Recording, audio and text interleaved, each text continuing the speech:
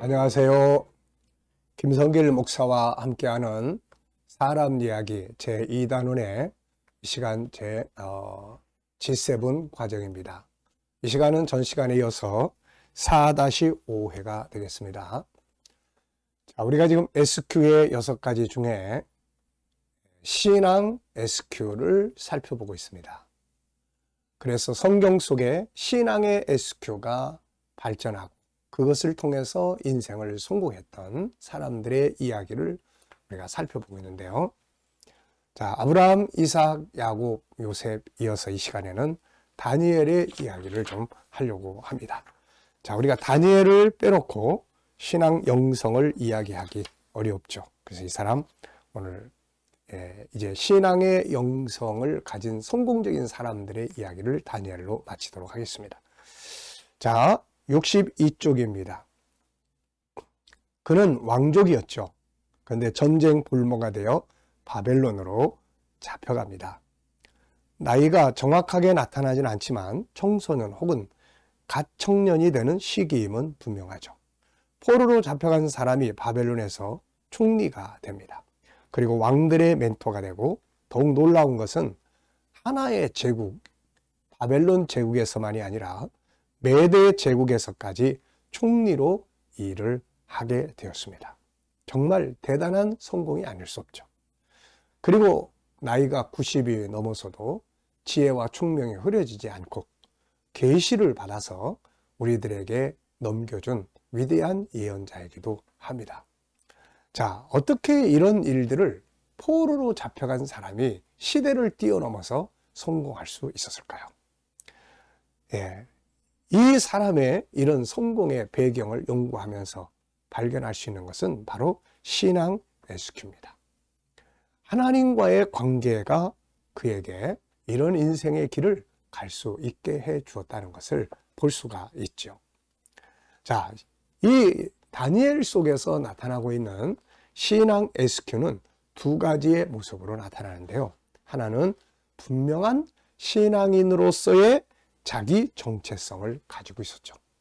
이 사람은 참 그 대대로 이어져 내려온 신앙의 뿌리를 가지고 있었기 때문에 항상 나는 하나님의 사람이야 라고 하는 자기 신앙의 정체성, SQ, 신앙 SQ의 정체성이 분명했다.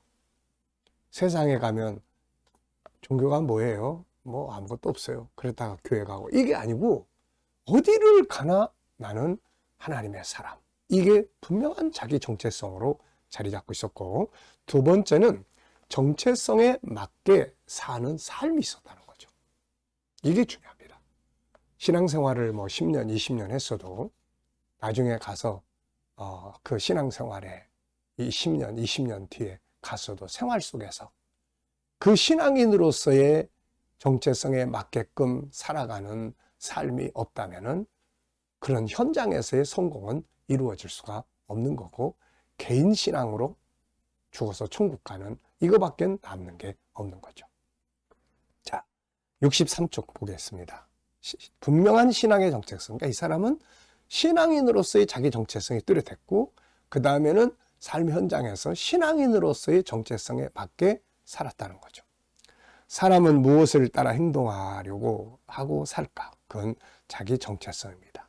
자기가 어떤 사람인가를 알 때 거기에 맞는 책임감을 느끼고 그 정체성대로 살려고 노력을 하는 거죠. 아버지가 되면 그래서 아버지로서의 책임감을 느끼게 되고 거기에 맞는 행동을 하려고 하죠.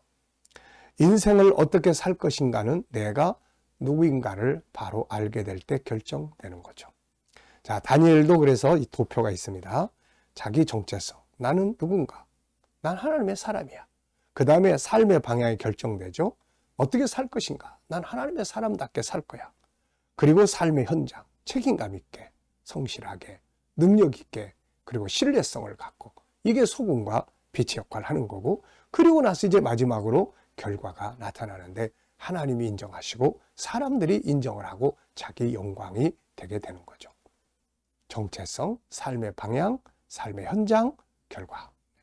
다니엘의 정체성은 어디서 온 것일까요? 바로 조상 대대로부터 뿌리 내려온 신앙의 뿌리가 중간에 사라져버리지 않고 그 안에 남아있게 된 거죠. 그리고 늘 현실 속에서는 하나님의 율법을 암송하고 묵상하고 그 율법과 가까이 하고 또 절기들을 통해서 하나님을 섬겨왔던 그런 수많은 시간들, 그리고 개인적 묵상을 통해서 하나님과 소통하며 살았던 이런 것, 신앙의 유산, 부모로부터 내려온 신앙, 자기가 스스로 현실 속에서 만들어왔던 신앙의 역사들, 이런 걸 통해서 다니엘의 신앙의 정체성이 만들어진 거죠.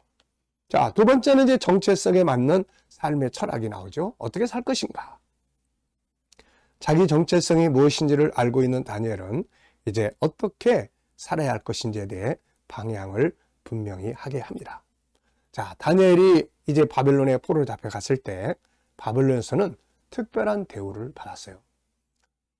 왕궁에서 운영하는 왕립학교를 다니게 공부하게 됐고, 그리고 따라서 거기에서 먹고 마시는 음식들을 배부르게 먹고 마실 수 있었고, 그 교육이 끝나면은 바벨론 제국에서 출세할 수 있었습니다. 다만 조건이 하나 있었죠. 문화를 바꾸라는 거죠. 문화. 달콤한 바벨론의 문화의 유혹을 받게 되는 거죠. 삶의 문화, 언어, 이름 다 바꾸고 결국에는 자기가 믿는 신앙도 바꿔야 되는.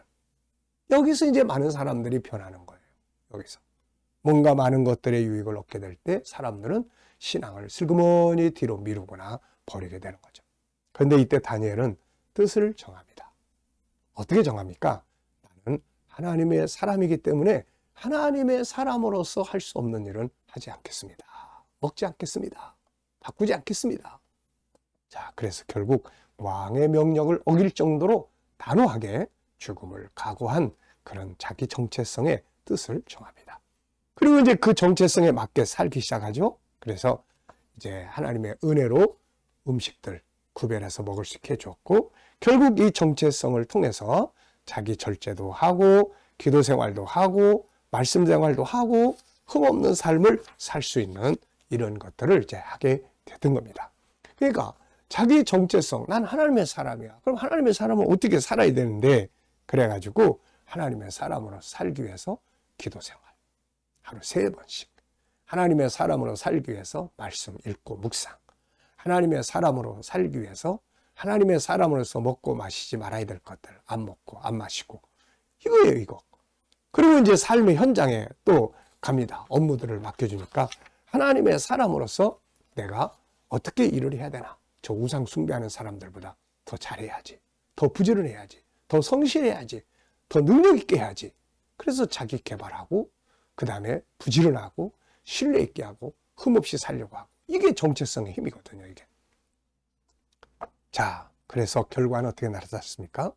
일단은 하나님과 가까이 하니까 하나님의 영이 다니엘과 항상 함께 하는 거예요.